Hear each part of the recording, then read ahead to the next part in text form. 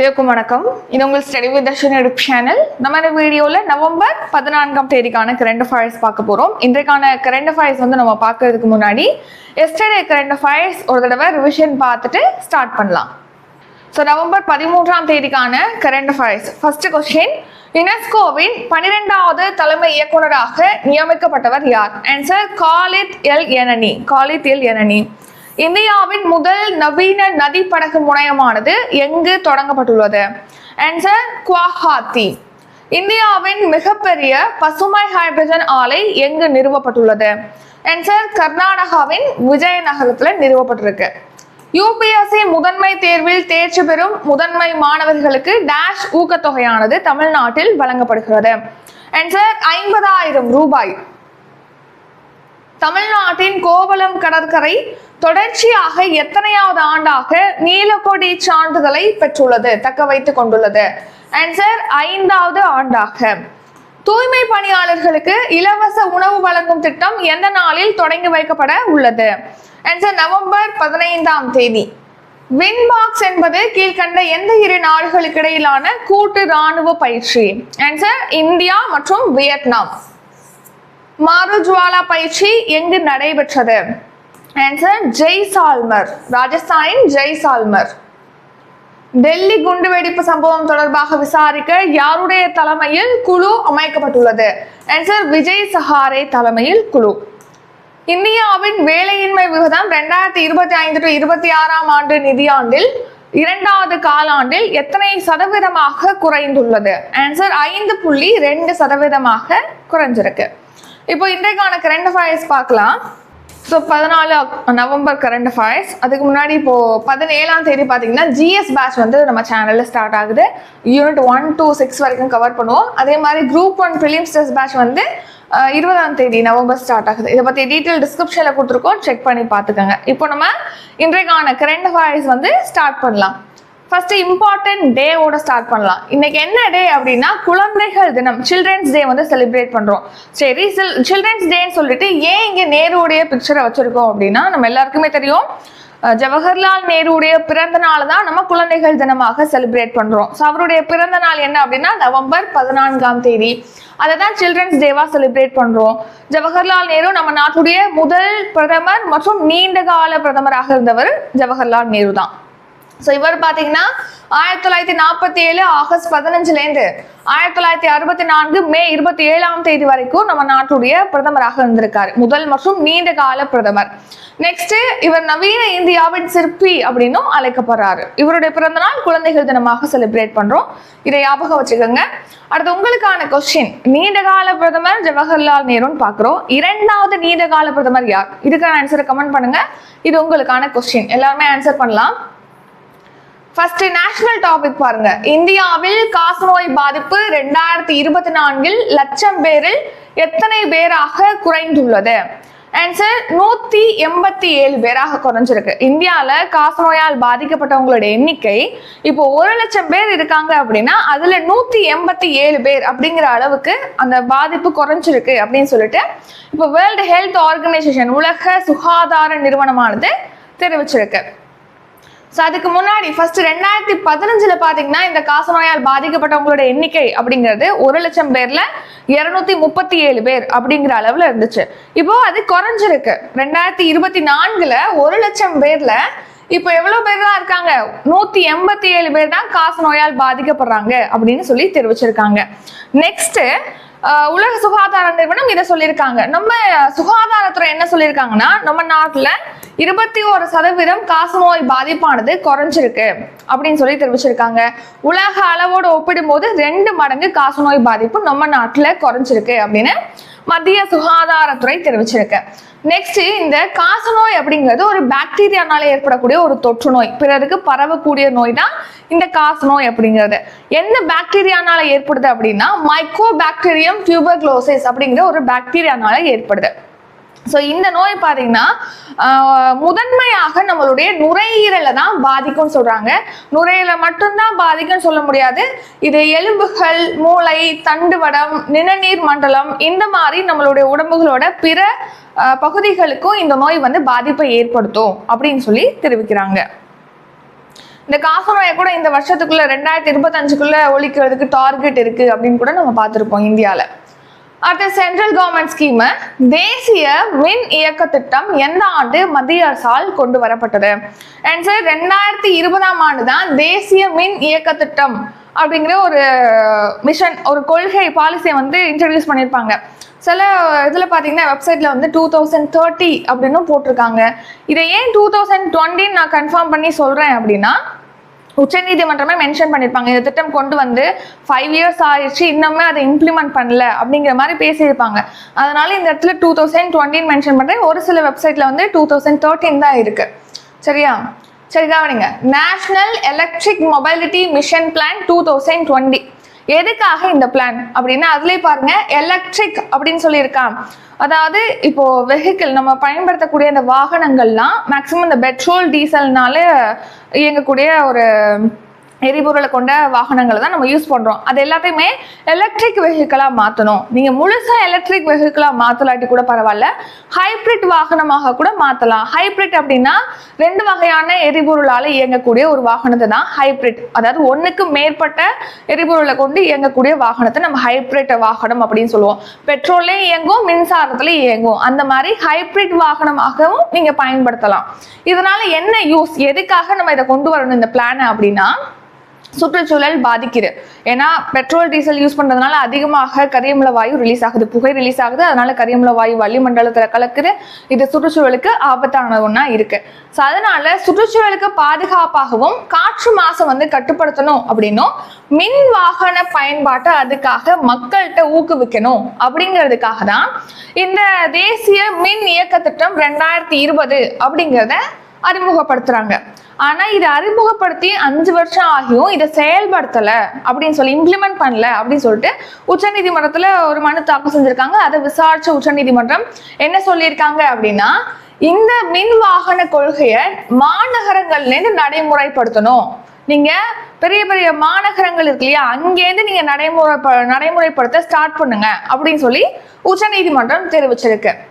இந்த தேசிய மின் இயக்க திட்டம் 2020 இதோட இலக்கு என்ன அப்படின்னா, 2020ஆம் ஆண்டுலேருந்து நம்ம நாட்டில் 6லேருந்து 7 மில்லியன் ஹைப்ரிட் அல்லது மின்சார வாகனங்களுடைய விற்பனையை நம்ம கொண்டு வரணும். 6லேருந்து 7 மில்லியன் ஹைப்ரிட்னா 2 எரிபொருளால் இயங்கக்கூடியது, மின்சாரத்திலேயே இயங்கக்கூடியது, அந்த பெட்ரோல் டீசல்லையே இயங்கக்கூடியது. அந்த மாதிரி ஹைப்ரிட் வாகனத்திலையும் சரி மின்சார வாகனங்களுடைய விற்பனையை நீங்க எட்டணும் அப்படின்னு டார்கெட் வச்சிருக்காங்க. நெக்ஸ்ட், இந்த கொள்கை இன்னும் நடைமுறைப்படுத்தப்படலை அப்படின்னு தான் இப்போ பார்த்தோம். அடுத்து தமிழ்நாடு டாபிக். ஆணவ கொலைகளை தடுக்க தனி சட்டம் இயற்ற பரிந்துரைகளை வழங்க யாருடைய தலைமையில் ஆணையம் அமைக்கப்பட்டுள்ளது? ஆன்சர் பாஷா, KN பாஷா தலைமையில தான் ஆணவ கொலைகளை தடுக்கிறதுக்காக ஒரு பிரத்யேக சட்டத்தை நம்ம தமிழ்நாட்டில் இயற்றுவதற்காக, அதுக்கான பரிந்துரைகளை வழங்குவதற்காக ஒரு குழு, ஒரு ஆணையம் அமைச்சிருக்காங்க KN பாஷா தலைமையில. இது ஏற்கனவே நம்ம பார்த்துருப்போம். KN பாஷா தலைமையில ஒரு ஆணையம் அமைக்க போவதாக முதலமைச்சர் ஸ்டாலின் சொல்லியிருப்பாங்க. இப்போ ஃபைனலி பார்த்தீங்கன்னா அமைச்சிட்டாங்க. ஸோ KN பாஷா இவர் யார் அப்படின்னா, ஓய்வு பெற்ற உயர்நீதிமன்ற நீதிபதி தான் KN பாஷா. அவரோட தலைமையில தான் இந்த ஆணவ கொலைகளை தடுப்பதற்கான ஒரு ஆணையம், தடுக்கிறதுக்காக சட்டம் இயற்றுவதற்கான பரிந்துரைகளை வழங்க ஒரு ஆணையம் அமைச்சிருக்காங்க. தலைவர் KN பாஷான்னு பார்த்துட்டோம். உறுப்பினர்கள் மெம்பர்ஸா யார் யார் இருக்காங்கன்னா, வே பழனிக்குமார், அடுத்து S ராமநாதன். இதுல வே பழனிக்குமார் வந்து ஓய்வு பெற்ற IAS ஆஃபீஸர். நெக்ஸ்ட் பாக்குறோம் இல்லையா, அவர் வந்து IPS ஆஃபீஸர், ராமநாதன் வந்து IPS ஆஃபீஸர். இவங்க வந்து அவங்களுடைய பரிந்துரைகளை 3 மாதங்கள்ல வழங்குவாங்க அப்படின்னு தெரிவிச்சிருக்காங்க. Next Tamil Nadu current affairs. பெண்களுக்கு புற்றுநோய் கண்டறிய நடமாடும் மருத்துவ ஊர்தி முதன்முறையாக எந்த மாவட்டத்தில் அறிமுகப்படுத்தப்பட உள்ளது? ஆன்சர் காஞ்சிபுரம். ஸோ இப்போ நம்ம தமிழ்நாட்டில் பெண்கள்கிட்ட பார்த்தீங்கன்னா இந்த மாதிரி கேன்சர், புற்றுநோய், அப்புறம் நீரிழிவு நோய், அப்புறம் இதய பாதிப்புகள் இதெல்லாம் இருக்கு இல்லையா, ஸோ அதை கண்டறிவதற்காக புதுசாக நடமாடும் ஊர்தி ஆனது அறிமுகப்படுத்துறாங்க. ஸோ அது எங்கே ஃபர்ஸ்ட் அறிமுகப்படுத்த போறாங்க அப்படின்னா காஞ்சிபுரத்துல தான் அறிமுகப்படுத்த போறாங்க. So cancer, heart disease, diabetes இதெல்லாமே வந்து கண்டறிவதற்காக, பரிசோதனை செய்வதற்காக பெண்களுக்காக ஒரு நடமாடும் ஊர்தியை வந்து இன்ட்ரடியூஸ் பண்றாங்க. அது முதன்முறையாக காஞ்சிபுரத்தில் இன்ட்ரடியூஸ் பண்ண போறதா சொல்லியிருக்காங்க. ஸோ இதுக்காக பார்த்தீங்கன்னா நம்ம பை பண்ணியிருக்கோம், இந்த மானிட்டர் பண்ணக்கூடிய, அதாவது இந்த நடமாடும் ஊர்தியை வந்து பை பண்ணியிருக்கோம் நம்ம தமிழ்நாடு. அதை இப்போ அறிமுகப்படுத்திருக்காங்க. அதை வந்து எங்கே ஃபர்ஸ்ட் இம்ப்ளிமெண்ட் பண்ண போறாங்க, எங்க பெண்களுக்கு டெஸ்ட் பண்ண போறாங்க இதை வச்சு அப்படின்னா, அது காஞ்சிபுரத்துல தான் ஃபர்ஸ்ட் டைம் அதை யூஸ் பண்ண போறாங்க. ஸோ பெண்களுக்கு புற்றுநோயை கண்டறிய நடமாடும் மருத்துவ ஊர்தியானது முதலமைச்சர் ஸ்டாலின் அவர்களால் அறிமுகப்படுத்தப்பட்டிருக்கு. இதை முதன்முறையாக காஞ்சிபுரம் மாவட்டத்துல தான் பெண்களுக்கு இந்த மாதிரி பரிசோதனை செய்யறதுக்காக இன்ட்ரடியூஸ் பண்ணுவாங்க. ஸோ இந்த ஊர்திகள் இருக்கு இல்லையா, அது வந்து மக்கள் நல்வாழ்வுத்துறை சார்பில் புற்றுநோய் தடுப்பு மற்றும் பராமரிப்பு திட்டத்தின் கீழ் 40 கோடியில பை பண்ணியிருக்காங்க. ஒரு 38 நடமாடும் மருத்துவ ஊர்திகளை 40 கோடி ரூபாய் மதிப்பீட்டில் நம்ம கொள்முதல் பண்ணியிருக்கோம். அதை ஃபர்ஸ்ட் எங்க இன்ட்ரடியூஸ் பண்ண போறோம் அப்படின்னா காஞ்சிபுரத்துல தான். ஸோ இந்த கருவி மூலமா, நடமாடும் ஊர்தி மூலமா என்ம மெமோகிராஃபி, இசிஜி, அப்புறம் செமி ஆட்டோ அனலைசர் இதெல்லாமே வந்து இந்த கருவியில இருக்கு. அதுக்கான சோதனைகள்லாம் இதை வச்சு பண்ண முடியும்னு சொல்லி தெரிவிச்சிருக்காங்க. அடுத்து தமிழ்நாடு ஸ்கீம் தோழி விடுதிகள் திட்டம் எந்த ஆண்டு தொடங்கப்பட்டது? ஆன்சர் 2023ஆம் ஆண்டு. ஸோ இப்போ கிராமப்புறங்கள்ல படிச்சுட்டு வேலைக்காக வெளியூருக்கு வராங்க, நகர்ப்புறங்களுக்கு வராங்க. அந்த பெண்கள் வந்து தங்குவதற்காக ஒரு ஹாஸ்டல் வசதியை கொடுக்கணும் அப்படிங்கிறதுக்காக தான் தோழி விடுதிகள் திட்டம் அப்படிங்கிறது நம்ம தமிழ்நாட்டில் 2023 தொடங்கியிருப்பாங்க. இப்போ எதுக்காக பாக்குறோம்னா, இப்போ முதலமைச்சர் ஸ்டாலின் அவர்கள் பாத்தீங்கன்னா ஒரு 12 புதிய தோழி விடுதிகள் அமைக்கிறதுக்கு அடிக்கல் நாட்டிருக்காங்க.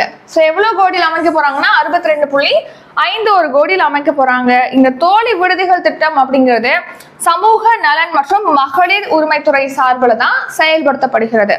ஸோ ஏற்கனவே தோழி விடுதிகள் இருக்கு, இப்போ ஒரு 12 தோழி விடுதிகள் புதிதாக அமைக்க போறாங்க, அதுக்கு அடிக்கல் நாட்டிருக்காங்க. ஏற்கனவே இருக்குன்னு பார்த்தோம் இல்லையா, 19 தோழி விடுதிகள் இருக்கு, 14 விடுதிகள் வந்து கட்டுமான பணிகள் நடைபெற்று வருது. அதோட இப்போ 12 விடுதிகளும் அமைக்க போறாங்க, அடிக்கல் நாட்டிருக்காங்க. அடுத்து பூஞ்சோலை இல்லம். பூஞ்சோலை இல்லம் அப்படிங்கிற பேர்ல அரசு மாதிரி கூர்நோக்கு இல்லமானது கோவையில 16.95 கோடியில அமைக்கிறாங்க.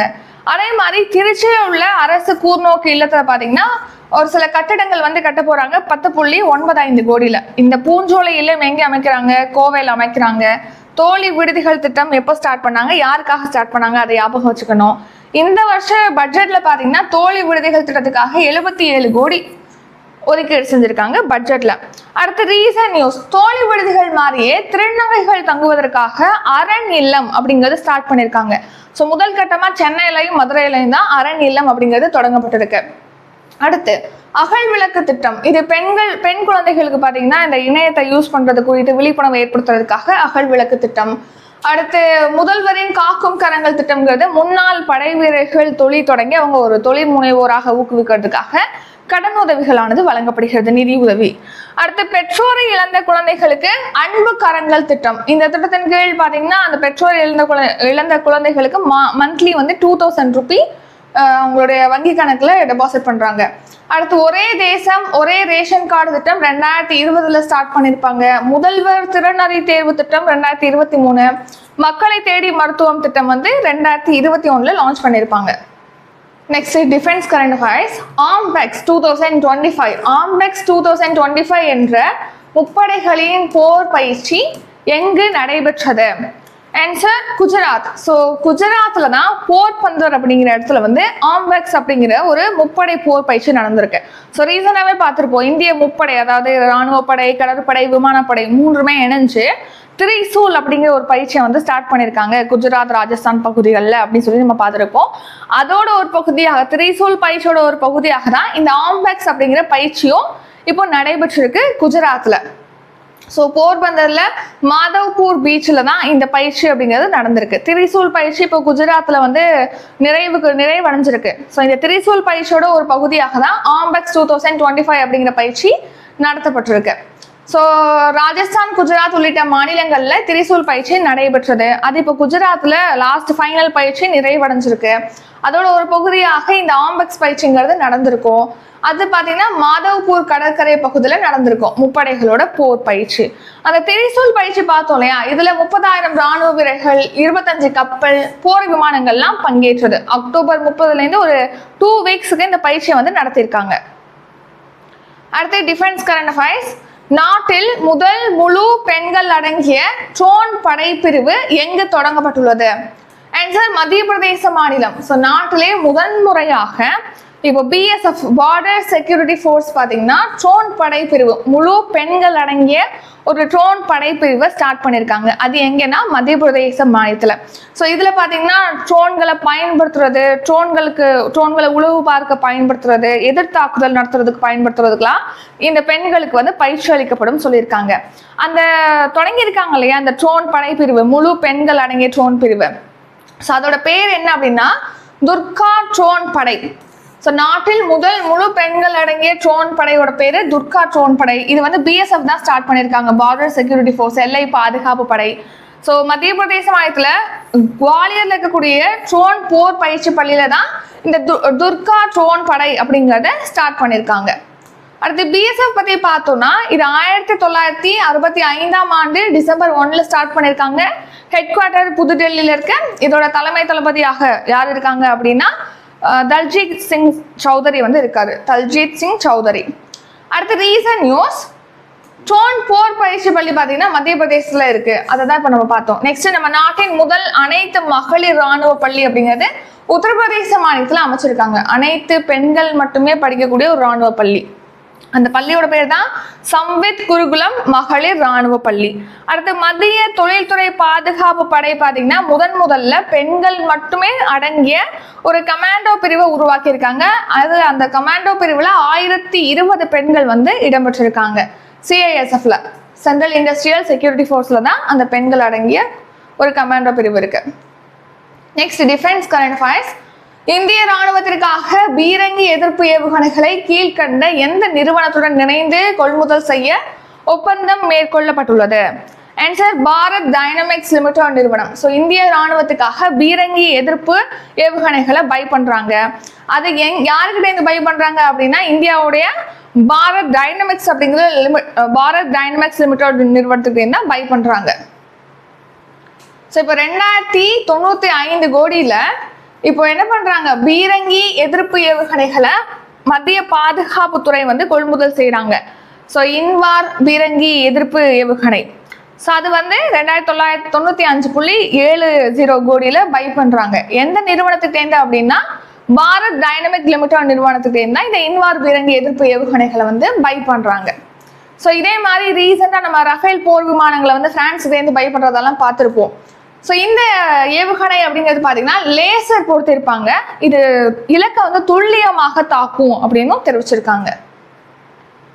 அடுத்த ரீசன்ட் நியூஸ், ஸோ ரஷ்யாக்கிட்டேருந்து SJ-100 பயணிகள் விமானத்தை இந்தியாவுடைய ஹிந்துஸ்தான் ஏரோநாட்டிக்ஸ் லிமிடெட் நிறுவனம் தயாரிக்கிறதுக்கு ஒப்பந்தம் மேற்கொண்டிருக்காங்க. ரஷ்யாவுடைய ஒரு விமானம் தான் SJ-100 பயணிகள் விமானம், பேசஞ்சர் ஃபிளைட்டு. ஸோ அதை நம்ம நாட்டில் தயாரிக்கிறதுக்காக ஹிந்துஸ்தான் ஏரோநாட்டிக்ஸ் லிமிடெட் நிறுவனம் ஒப்பந்தம் மேற்கொண்டிருக்காங்க. ரஃபேல் போர் விமானம் இது வந்து டசால்ட் ஏவியேஷன் நிறுவனத்தினால தயாரிக்கப்படுகிறது, பிரான்ஸ்ல உள்ள நிறுவனம். அங்கேருந்து நம்ம வாங்கியிருக்கோம் ஆல்ரெடி, திரும்ப மறுபடியும் கடற்படைக்காக வாங்குறோம்னு பார்த்துருப்போம். அடுத்து இந்திய விமானப்படைக்கு 97 தேஜஸ் போர் விமானங்களானது ஹிந்துஸ்தான் ஏரோநாட்டிக்ஸ் லிமிடெட் நிறுவனத்திலேருந்து நம்ம கொள்முதல் செய்வதற்காக ஒப்புதல் அளிக்கப்பட்டிருக்கு. INS உதயகிரி கப்பல் பார்த்தீங்கன்னா மசாகண்டா கப்பல் கட்டும் தளத்துல கட்டப்பட்டிருக்கு.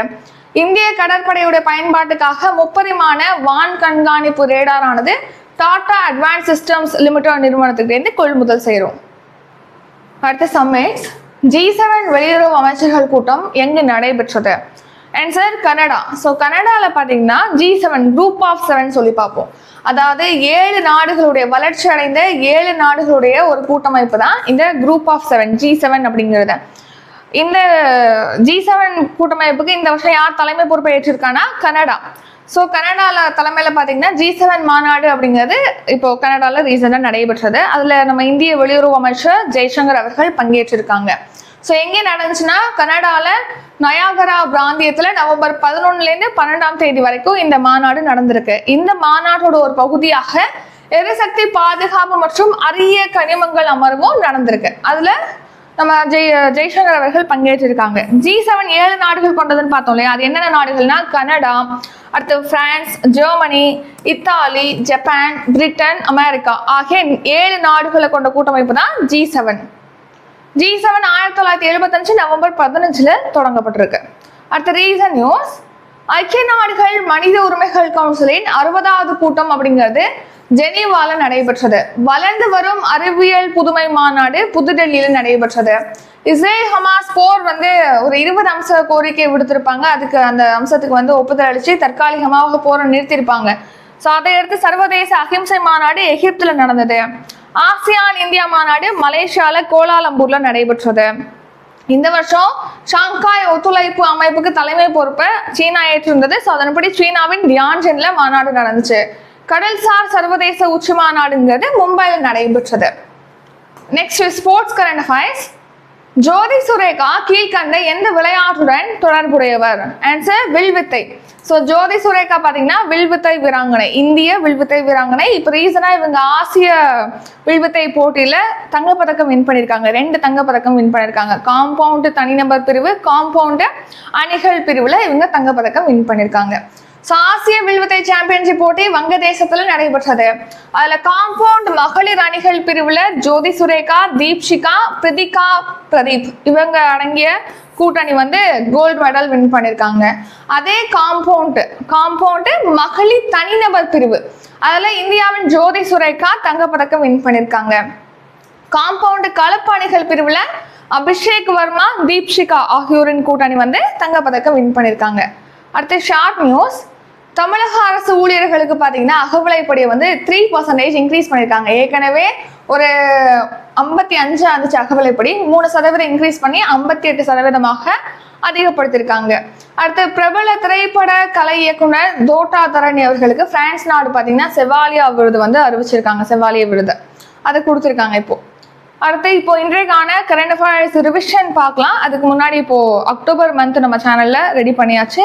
மந்த்லி கரண்ட் அஃபேர்ஸ் வந்து நீங்க பை பண்ணிக்கலாம். மந்த்லி கரண்ட் அஃபேர்ஸ் ப்ரைஸ் டீட்டெயிலாம் டிஸ்கிரிப்ஷன்ல இருக்கு. சப்ஸ்கிரிப்ஷனும் ஜாயின் பண்றவங்க ஜாயின் பண்ணிக்கலாம். அதாவது ஜிஎஸ் பேட்ச் வந்து ஸ்டார்ட் ஆகுது. நெக்ஸ்ட் குரூப் 1 டெஸ்ட் பேட்ச் வந்து ஸ்டார்ட் ஆகுது. அதை பத்தி டீட்டெயிலாம் டிஸ்கிரிப்ஷன்ல இருக்கு, செக் பண்ணி பார்த்துக்கோங்க. இப்போ நம்ம ரிவிஷன் பார்க்கலாம். ஸோ ஃபர்ஸ்ட் கொஸ்டின், இந்தியாவின் காசநோய் பாதிப்பு 2024 லட்சம் பேரில் எத்தனை பேராக குறைந்துள்ளது? ஆன்சர் 187 பேர். தேசிய மின் இயக்க திட்டம் எந்த ஆண்டு மத்திய அரசால் கொண்டு வரப்பட்டது? ஆன்சர் 2020ஆம் ஆண்டு. ஆணவ கொலைகளை தடுக்க தனி சட்டம் இயற்ற பரிந்துரைகளை வழங்க யாருடைய தலைமையில் ஆணையம் அமைக்கப்பட்டுள்ளது? ஆன்சர் KN பாஷா. பெண்களுக்கு புற்றுநோய் கண்டறிய நடமாடும் மருத்துவ ஊர்தி முதன்முறையாக எந்த மாவட்டத்தில் அறிமுகப்படுத்தப்பட உள்ளது? ஆன்சர் காஞ்சிபுரம். தோழி விடுதிகள் திட்டம் எந்த ஆண்டு தொடங்கப்பட்டது? ஆன்சர் 2023ஆம் ஆண்டு. ஆம்ரெக்ஸ் 2025 என்ற முப்படைகளின் போர் பயிற்சி எங்கு நடைபெற்றது?